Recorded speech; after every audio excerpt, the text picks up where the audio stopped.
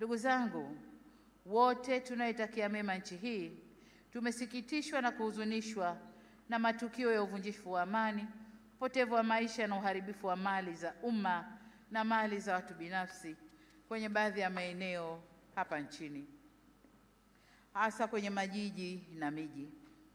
Kilichotokea hakiendani na taswira na sifa za Kitanzania na sio Utanzania. Haikutushangaza kuona kuwa baadhi ya vijana waliokamatwa kutokana na kadhia hiyo wametoka nje ya Tanzania.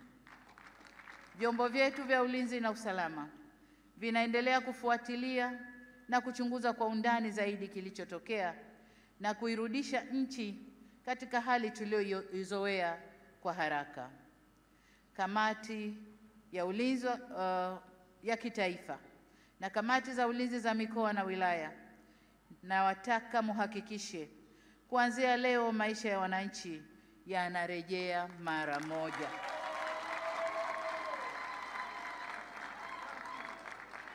Amesema hapa Rais wa Zambia na Rais wa Burundi.